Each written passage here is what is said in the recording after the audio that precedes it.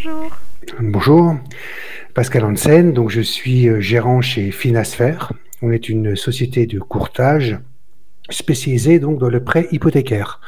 Grosso modo, ma structure est là pour trouver des solutions euh, sur des problématiques que les courtiers, on va dire classiques, n'arrivent pas à trouver. Je travaille avec des banques étrangères Ok. ou des banques patrimoniales qui n'ont pas la même vision d'un dossier que la banque de retail classique, on va dire. Ok, vous êtes localisé où? À Paris. D'accord. Et vous travaillez dans toute la France du coup? Oui, France et même étranger, en fait. D'accord. Ok. Et vous travaillez seul? Non, non, non, on est plusieurs associés à travailler ensemble, plus quelques mandataires. Ok, d'accord. Donc vous avez une équipe avec vous. Tout à fait. Super. Du coup, pour commencer, comment vous décrirez du coup votre rôle en tant que courtier? Et pour vous, quelles sont les compétences principales requises pour réussir dans ce métier? Mon rôle est de trouver une solution, en fait, à des problématiques clients, Mhm, quelles qu'elles soient, de pouvoir répondre à leurs besoins mhm. du meilleur que je peux, en fait, tout simplement.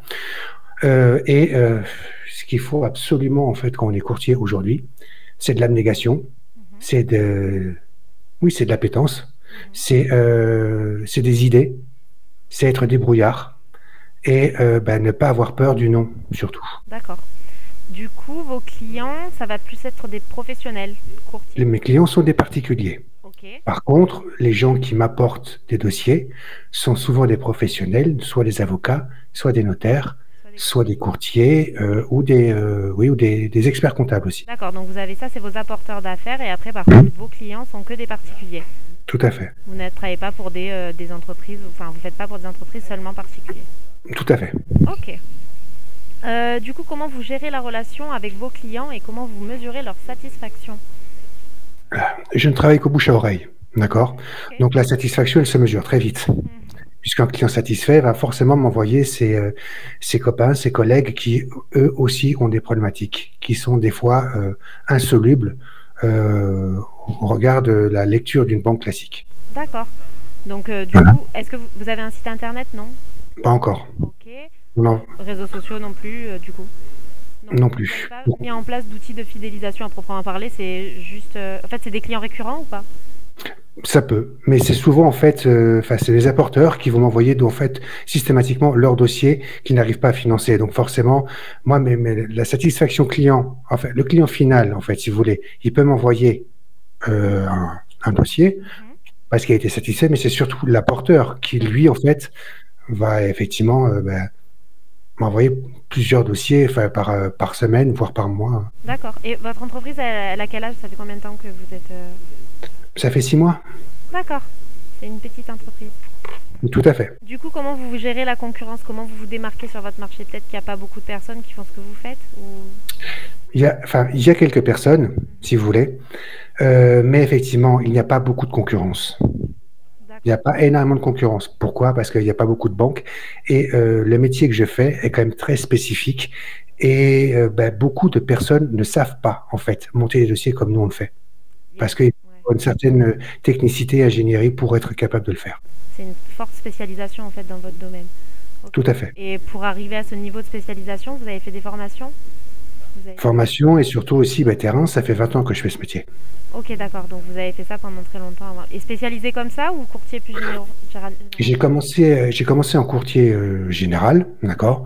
Ensuite, je me suis spécialisé en regroupement de crédit. Ok, Après, je suis reparti en général et après, je suis tombé en fait dans le prêt hypothécaire au détour d'un dossier comme ça. d'accord. C'est l'aventure. Vous suivez Exactement, le fil conducteur. exactement. Bah, c'est bien, hein. Et, ok. Et du coup, vous n'avez pas d'activité, vous mettez pas de plan de communication en place, rien du tout. C'est vraiment que tourner autour du bouche à oreille.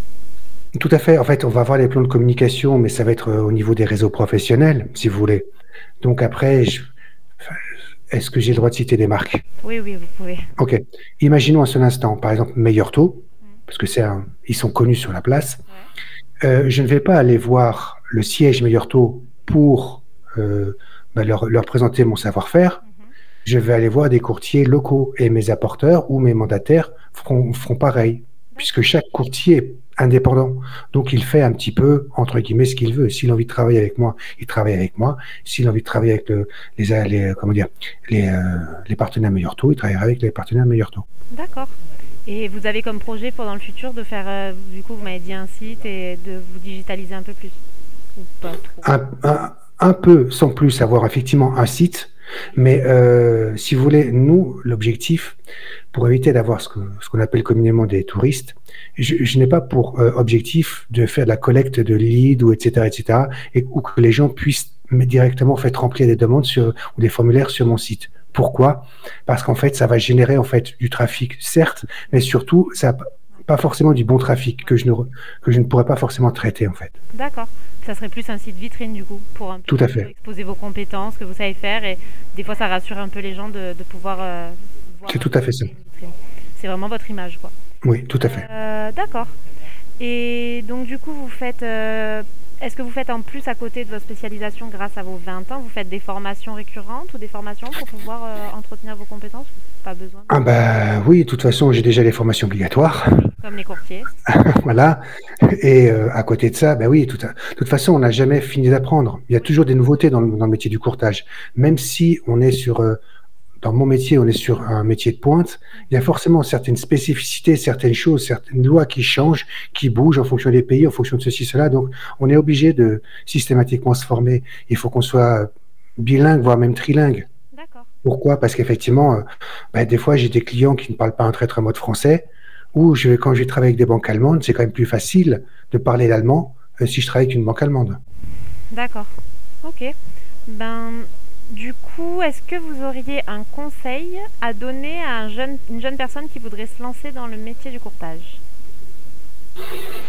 Va falloir faire preuve de patience et d'abnégation. Mais c'est un super métier en fait.